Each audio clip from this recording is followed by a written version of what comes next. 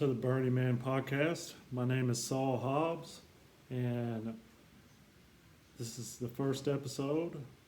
I'd like to offer a little insight into my inspiration for my podcast, and a little backstory on the main topic of this episode, which is dating after 50. My pandemic story is pretty much in line with every experience that has brought me to where I am in life, to becoming the Burning Man, which was my CB handle in a former life. But also, what has been kind of a life theme for me, because I have my mom's drive and willpower. I've always had a knack, be it surfing, sailing, travel, surviving childhood, whatever. It's been interesting. So let's get into it. My pandemic year was a rough one. I'll tell this story for some context. I'm still not over it, for sure. Prior to the path I'm on now, I had been an over-the-road truck driver, and I was working as an independent contractor for most of the last 3+ years. I drove, my last route took me from California to Texas weekly, or every 8 days. My haul from California, which was my primary load, was bringing wine and spirits from the Napa Valley region, craft beers, wines, champagne, occasional food that went with it. And I saw some amazing things prior to actually ending, to all that ending, such as San Francisco was a really interesting and eerie place at the time. I was able to drive straight through downtown San Francisco with no impediments because traffic was pretty much non-existent. Was on the highways with traffic non-existent, and travel was pretty eerie actually, because that was a lot. I caught COVID while I was out on the road, and I had the typical symptoms of no smell, no taste, and alternating smell of a burnt food or whatever, smell, something burned, but all that out of whack. And I had a runny nose, some minor aches, but that was pretty much it. So with that, I started getting very concerned, and I would ask questions of the company that I worked for, mainly what was your plan if someone got COVID on the road, and how many drivers did we have that had COVID? Because I would usually take my trailer and drop it off at the yard, or sometimes directly at the warehouse where it was loaded, and then hook up to it. Well, it got to the point where they would send out notices talking about people having COVID, and then it would become pretty much just stay over at the yard, unhook from your trailer, and they'll bring it to you.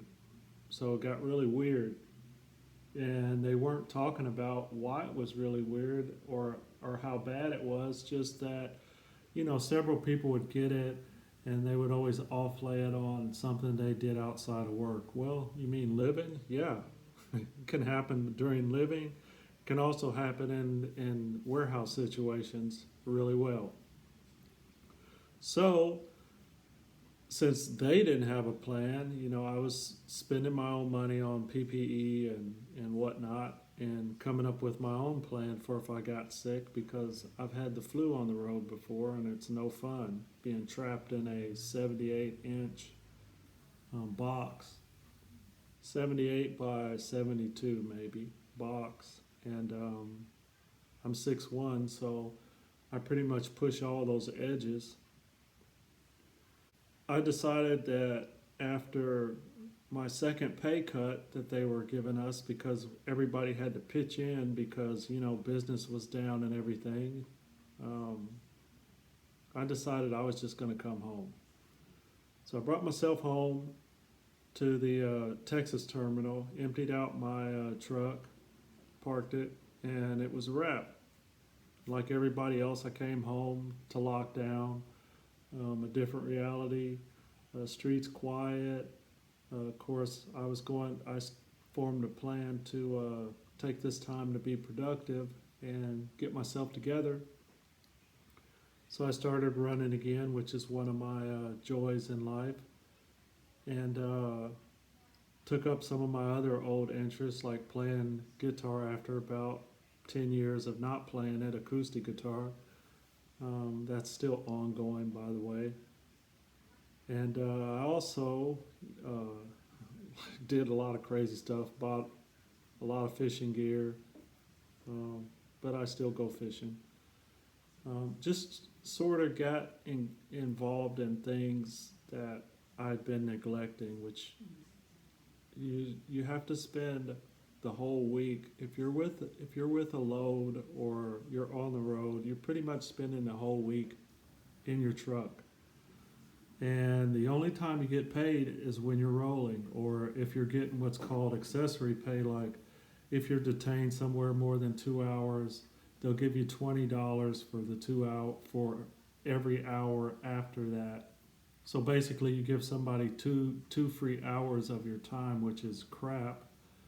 And trucking's one of the only industries where there is no overtime. OSHA, when trucking was deregulated, the federal government and OSHA decided that, I think it's OSHA, decided that no one needed hazard pay or any of that stuff or overtime. So truckers are very much underpaid as it is. If truckers were paid based on inflation from deregulation or just the 80s forward, a trucker's average salary would be 110 plus, which that would be a decent living, especially since you have to sacrifice so much. You sacrifice your health, you sacrifice free time, family, and so on and so forth. But this isn't preaching about trucking. That can be another day. Um, so I came home, and I'll skip forward a little bit. In August, 6 days before my birthday, I lost my mom. And then this year, spring forward to April, my life mate of 20 years, almost 20 years, nearly 20 years, died 2 days after her birthday in her sleep. Um, so I'm still reeling from all of that, and there's a hole in my life that I haven't been able to really, feel. Even now, every day she's infused in everything that happens in my day, because we had so much that we shared, and we'd went through a period um, of years where her path took her to Michigan to take care of some, um, to try to do the right thing by a cousin of hers that her sister was taking care of after she died. Her sister got her to promise that she would take care of the kid, and that turned out to be no good. Let's just leave it at that, because our paths came back together last summer, early last summer in May, um, after she had surgery, and the surgery led to complications. She had some complications from the surgery, but it was a hip surgery, hip replacement surgery. She was walking 2 or 3 days later with the assistance of a cane, and that was I think the surgery was in early March, early March. But by May, she was wheelchair bound and her health was failing badly. And she had someone there to take care of her every day, and so on and so forth. There were um, lots of medical professionals that were supposed to come, but because of the uh, child there, um, those just wound up being canceled because they kept breaking so many appointments, which was not her fault because she wasn't responsible for the door. So I came in. We made a plan practically right away to move her back to Texas where I live, and I would take care of her, get her well, and we could get on with our life.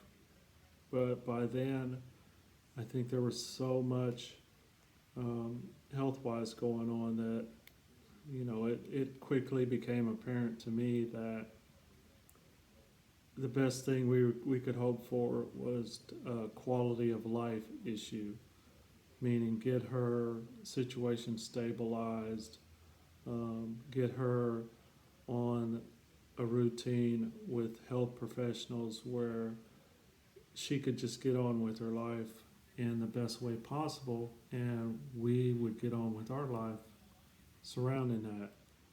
So it was rough. 24/7 care of a person that can't feed themselves or use the bathroom or any of that stuff is pretty rough. But I did it. Not gonna say I didn't bitch and moan a lot. I did.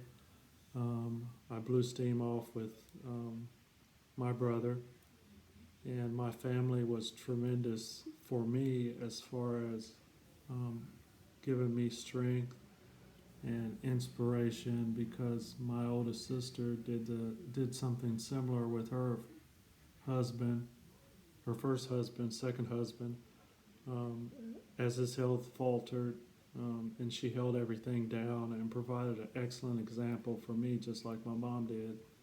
I have some very, very strong older sisters in my life, so I'm thankful for them and the support that they gave not only to me but to her, and the love they give me daily, and for the love that um, my mate and I shared. We survived a lot in life to get to the point where we were, which is a major hurricane and being stranded for 2 weeks after that with nothing but thankfully gas and running water. So we did okay. But we moved over to from Florida to California right before the Great Recession. Got scammed out of her house, for lack of better wording, that we had in Florida, and wound up losing that. Wound up making it through the Great Recession together, being stranded in El Paso together. We escaped the trap of extended stays by us finding a place and me moving 2 or 3 bags at a time on a bus on a Sunday morning by myself. Took all day, and if it wasn't for the kindness of a cab driver that really did not like pets, we had 2 little pound pups, but they're well behaved. If it wasn't for his kindness and humanity, I was willing, after a whole day of moving our stuff on the bus, to walk with them the entire distance, which was well over 12 miles, to get to our new apartment, if that's what it took to get home, and send her over there. So we've survived. We had survived good luck, bad luck, some amazing times along the way, and a lot. And just everything that life's made of. And we were blessed in what we had, and it wasn't perfect by any means. As I say, we were estranged for a couple years, but not really, just apart, not estranged, I would say. And estranged is too strong. We were apart for many years, 7, but still in regular contact, still there, the main support for each other, good times, bad times. And my driving, when it took me to where she was in Michigan, we'd spend time together like nothing ever changed, nothing. And I take from that just love is love. You know, it's a great thing if you have it. So I have this hole right now that, you know, one of the things that she pushed me to do last year was to get a dog. So I have a new little pup, and she's about a little bit over a year old, almost a year old. I take it back; she's a year at the end of July. And if it wasn't for her, I got to tell you, boy, she makes sure that I get up every day and move around, and she's very active. So she has demands, and if it wasn't for her, some days I'd sit in bed probably. I would have sat in bed. I'm doing much better now. Um, and as I said, getting back to the main story, so that's a little backstory for me. But getting back to the main topic of today is a little bit dating after 50. For me, right now, I can't even imagine that. And, you know, like I said, we didn't have a perfect life while we were apart. We both did our thing or dated a little bit. Didn't affect the love that we had for each other. And,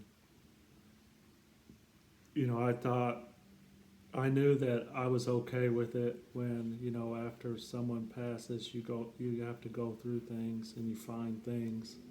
It didn't bother me. I was happy for her that she had someone, you know, to at least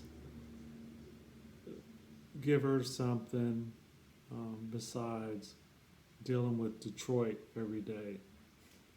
Or they didn't actually live in Detroit, outside of Detroit, but same thing. So besides dealing with that every day in a pretty sorry situation, but that's not mine to share, not more than I have. So as I said, I can't imagine dating right now, no matter how much I say that. And to people, which I say it a lot, it doesn't seem to matter to thirsty women, and they have no sensitivity to that, and that's fine. That's on them. Um, there's several particular incidents that have actually inspired this topic that I thought be a good thing to talk about, because some of them are just, like I say, they're thirsty. And people today are only interested in what they're interested in. It's not really personal, even though it's directed at you. You have to understand it. None of it's about you, it's about them. And you're just a bit player in whatever drama they have going on. So you have to keep that in perspective as much as you can. No one's perfect. I'm certainly not. I get upset about things. But first, inspiration for all this was I had a friend that I've known 12 years, but it hasn't been a continuous 12 years because I got just dropped for a friend, you know, and if it wasn't for me, we wouldn't even be talking today because I reached out um, after some years, and no friends, 12 years of non-continuous friendship. You would think that a true friend that loves you and care for you would kind of be there for you. It takes more to be there for somebody than just a occasional phone call or text message. You know, yeah, that's okay. But especially when you live a couple hours away, it's not that big of a deal. You can make it happen if you wanted to. And one of the things I've learned is that people make time for what's important to them. Period. No excuses. Don't offer any excuses. Just accept it for what it is and accept that they've shown you who they really are and move on. So that's one of the conclusions I made from that. But that person's birthday rolled around in May, May, right? Maybe 32 days after. So they just basically invited themselves down to come spend a day with me. And I don't know what they thought was going to happen as a result of that, but obviously it didn't go the way they wanted to. Because the last thing on my mind is a romantic entanglement. and certainly wouldn't be with someone that is emotionally absent. Then there's just the get over it woman that no words at all, except for just a bunch of catchphrases, but pretty much just expects me to move on, be ready to move on. I'm not ready to move on for nothing. 20 years trumps 2 months, 100% in my book. And then there's the woman that says to me, I've known her a couple years, but kind of a train wreck, and that all she can say is her only offering is that I've changed. Of course I've changed. Number one, I'm older than the last time you saw me. And second, I just lost a chunk of my world. Doesn't matter where we were geographically, that still was a chunk, held me down in the worst situations I could ever be in. As my mom's health was deteriorating, she would visit. She would make sure that my mom had the things that she needed on, special days like Mother's Day or birthday, whatnot, Christmas, holidays. So I'm at a point where, at 57, I'm old enough where I don't lie to myself. I've been this way for a long time. I don't lie to myself, so I own my actions. On the so anyway, I'm a very positive person, a very optimistic person, a very forward-focused person in my life, with deeply into personal growth and moving forward and being the best person I can possibly be in this world. And one of the things that I've learned over the year to use is an accountability ladder. If you've ever heard of it, you can be either powerful by owning your actions or powerless by blaming others. And on the powerless end, it starts with being unaware of what's going on. You blame others, you make excuses, and you wait and hope for things to get better.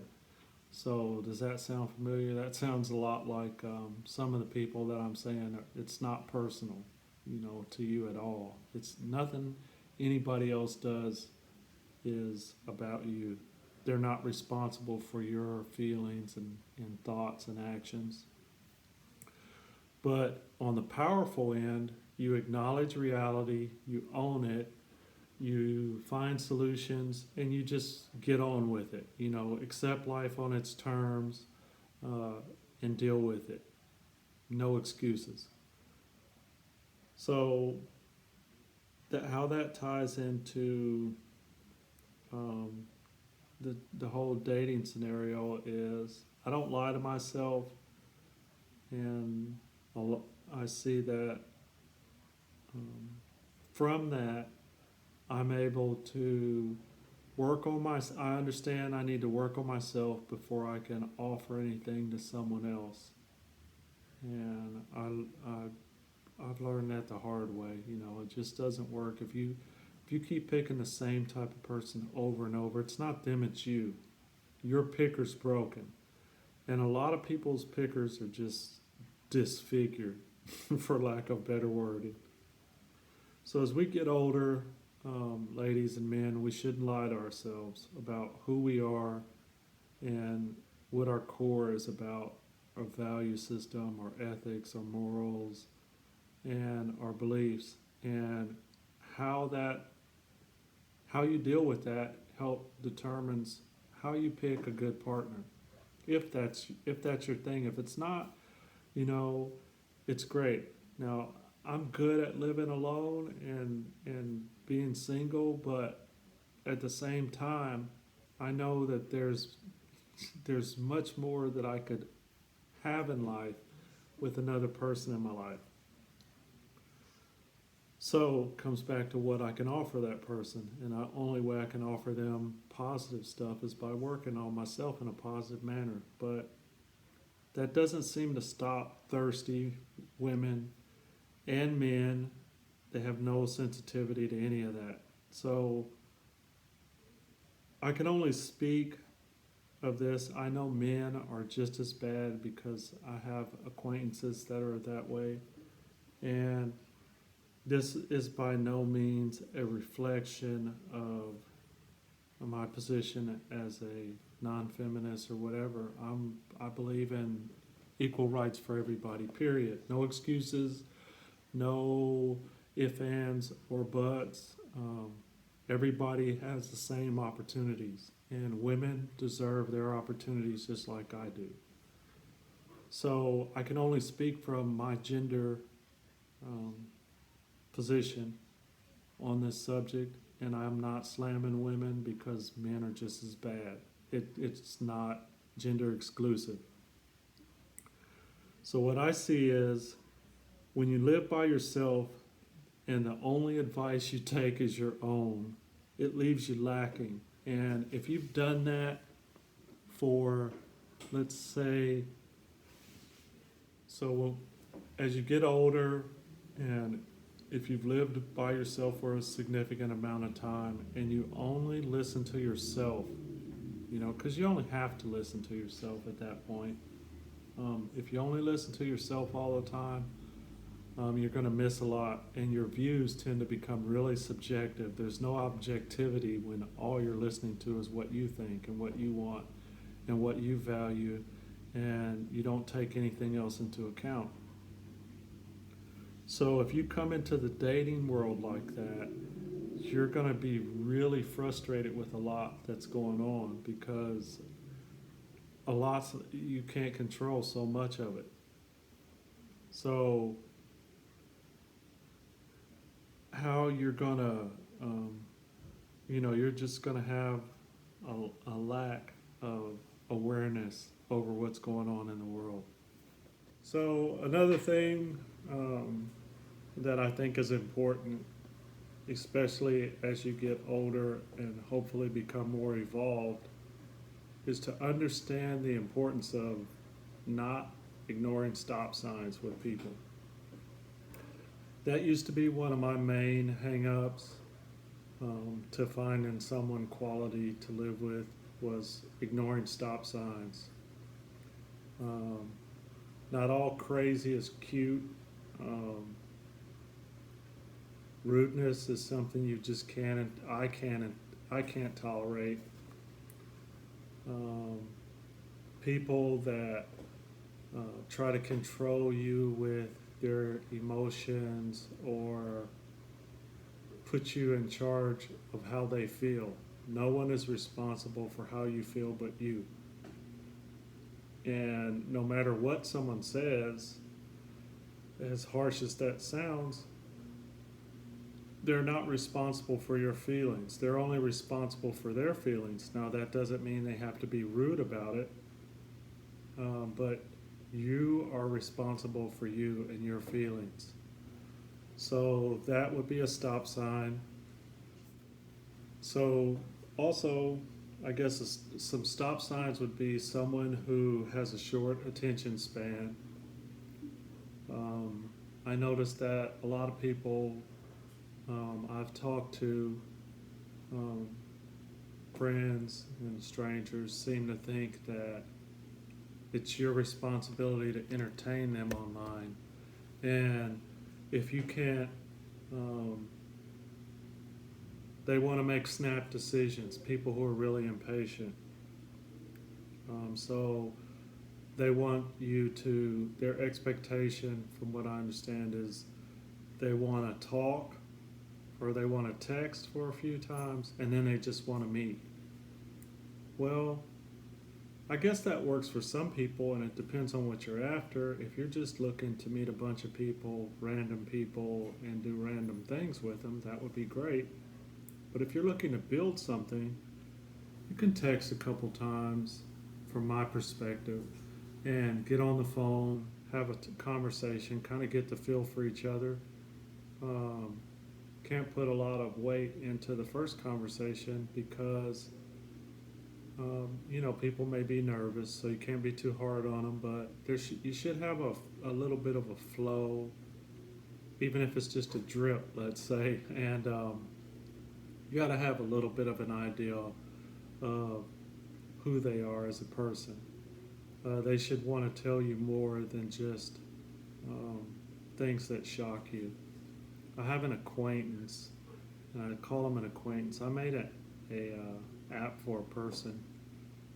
I built apps with my company. I'm a digital marketer, and I created an app um, for this person, and it seems like their whole existence, which that's fine if it's for you. I'm not here to judge people, but I have to judge what's good for me, and everyone does. Their whole existence is um, seems like they're a man hater. Puts all these thirst traps out for men to respond to, and then beats them up for responding. Well, maybe the reason that she found me a little amusing was because I didn't respond to any of that. I just see it for what it is. You can look at something and appreciate it, but it doesn't mean you have to try to take it home with you, so to speak. Let's say it like that. So I made an app for her, made a really nice one with a bunch of features, and she couldn't figure out my angle. I didn't have an angle. She had stated that I hurt her feelings, I guess by ignoring some of the thirsty things that she was doing.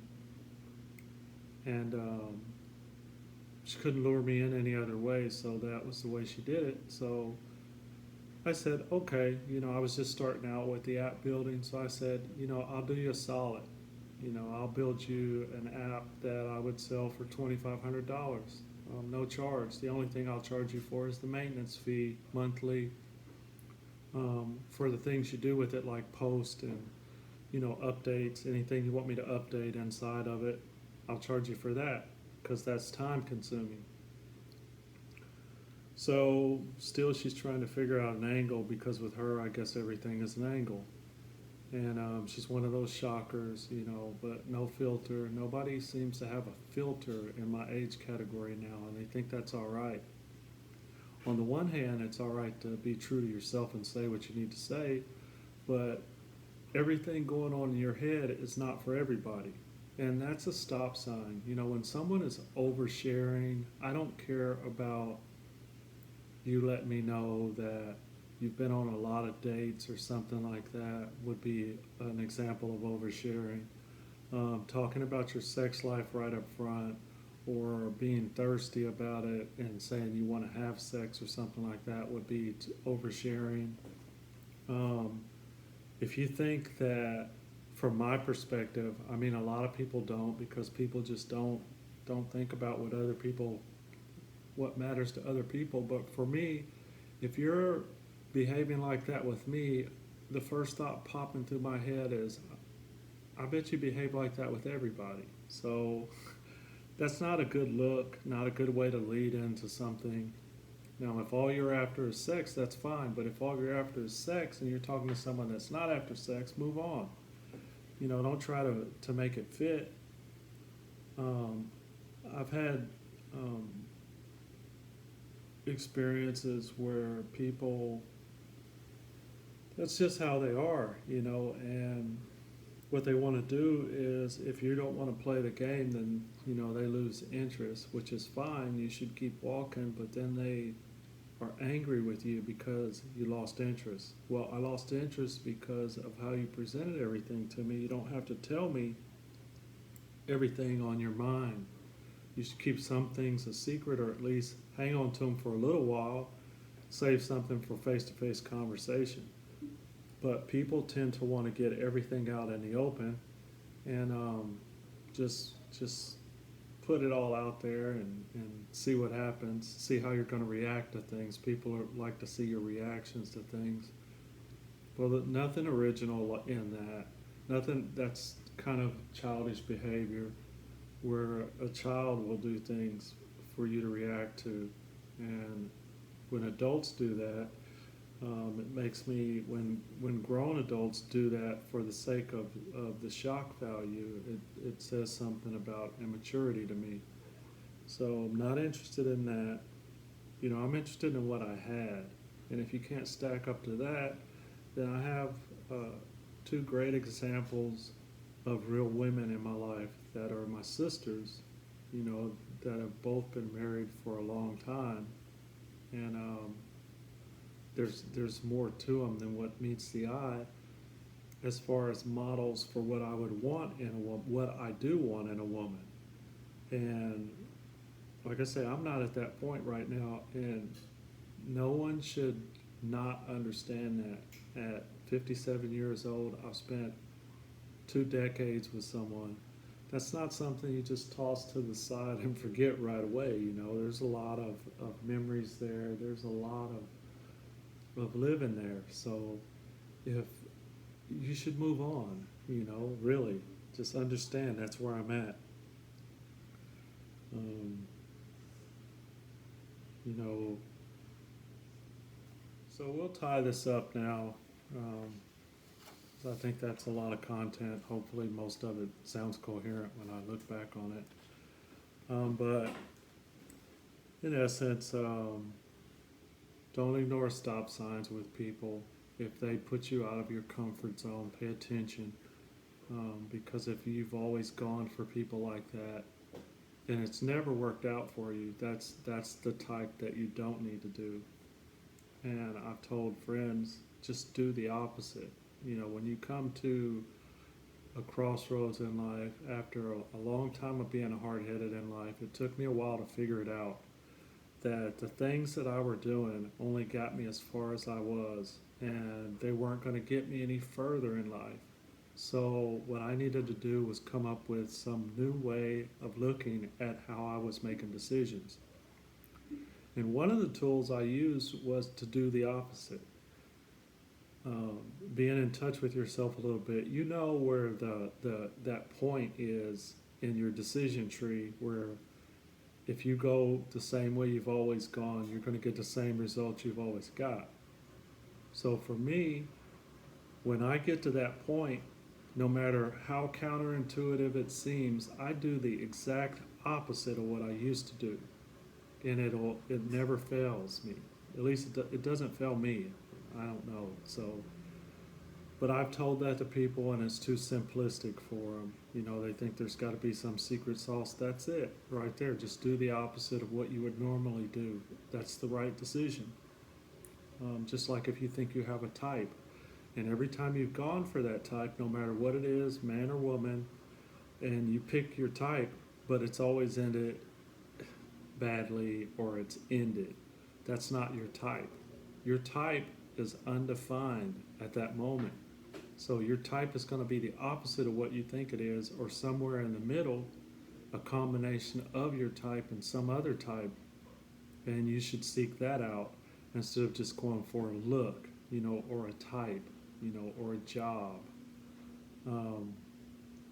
It's still insulting to this day. It always has been. But leading off with asking people, giving people a checklist, trying to see if they hit all your points on your checklist: income, job, education.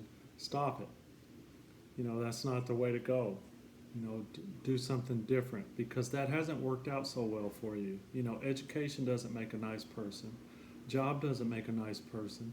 Income doesn't make a nice person, though income is important, because you want someone who you're able to live your life out with and share your dreams with, and the way you're going to be able to do that to an extent is if you're both employed, working, and your own people, and you both bring something to the table. So I agree with it from that standpoint, but I don't need to know the specifics of you.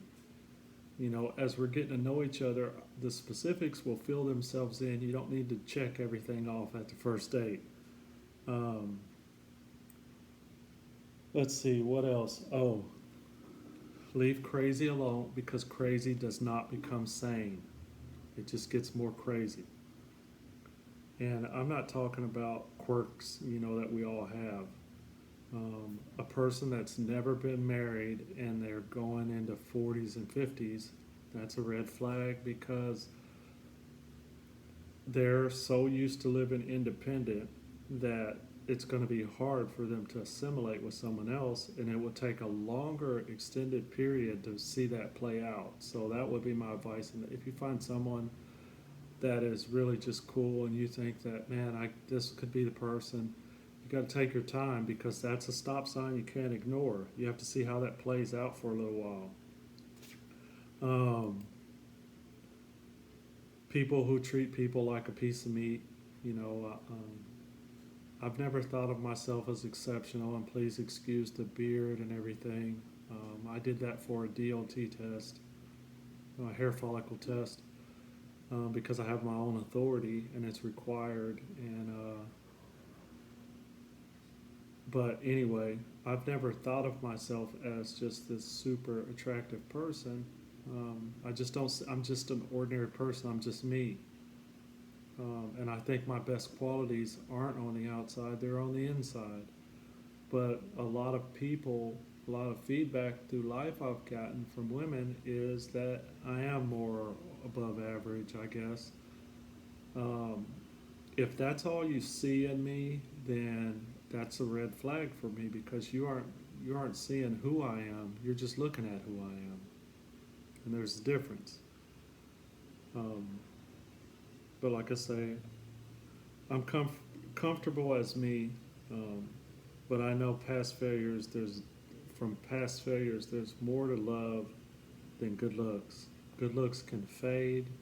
Um, I always laugh when I hear, I forget who the comedian is that says, "Look at her mom," and you'll see what she's going to look like. Well, yeah, it's pretty much true. You'll see what somebody's going to look like later on if you see their parents, in most cases.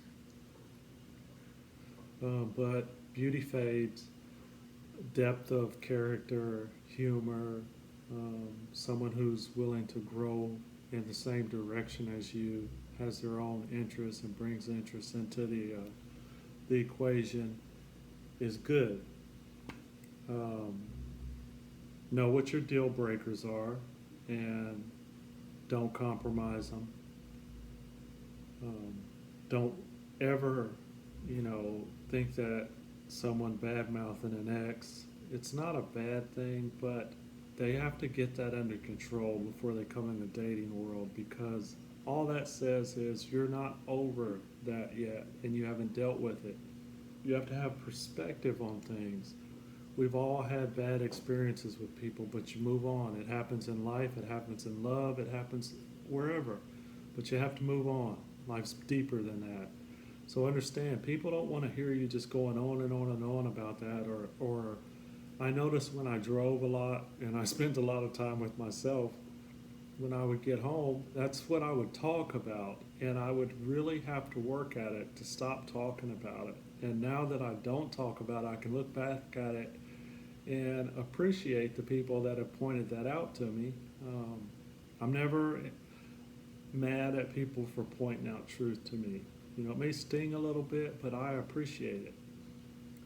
So, don't be one dimensional with people, be it about past relationships, your job. If your job is all you talk about, how's that tell me anything about you except that you work too damn much? Or if you love your job so much that you ignore everything else, that tells me something. If people don't give you answers when you ask them direct questions, they avoid things. Like I have a friend that, the one that, the really thirsty one, that talks about sex. I don't know if we covered her anyway, that I've known for a couple years. But she says she's going to court for something and it's going to cost her her job. Well, for it to cost her her job, it has to be something moral. So I just flat out asked her, what was it? She never answered me. She just told me all of the consequences, but she never answered me. So that's an answer, and you're leaving it up to me to figure it out. So, okay, then I'll do that. But it's not it's not good. You know, people don't let people ignore your questions. If they do, then they're giving you an answer. It's not the one you want, but it's an answer just the same, so treat it as such. Don't write someone off before you ever meet them unless it's just bad, bad, bad all the way around. Don't be bitter about getting older. I'm getting older, you know, and in the past year I've lost about 40 pounds and I took up running again. I feel good.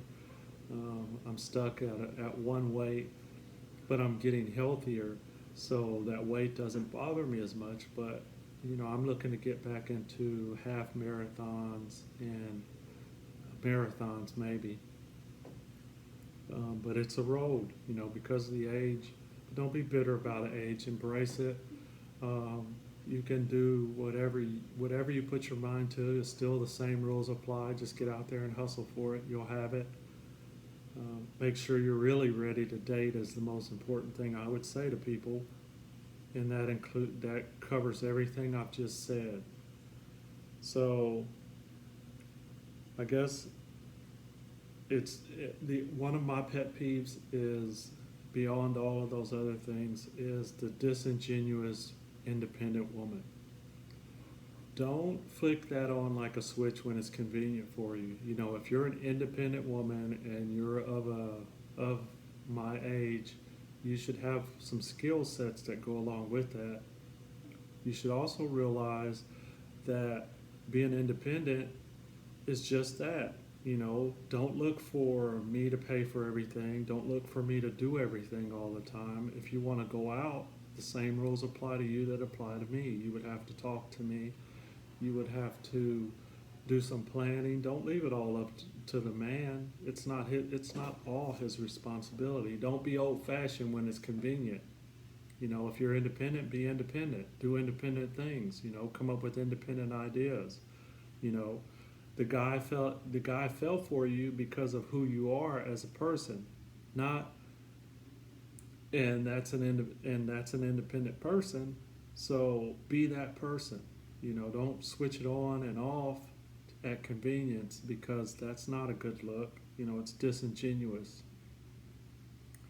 So I'll leave it at that. That's just my pet peeve. I appreciate your time, and hopefully it's amusing. I'll get better at it as I go along, and I will try to do this at least once a week, maybe more if I have content that I can post. So one last thing I'll leave you with is a saying from Stephen Covey, the author of 7 Habits of Highly Effective People, and that is that your best work is ahead of you, not behind you. So focus on that and not what's behind you. And keep growing, keep striving to be the best person you can be. And I'll see you next time.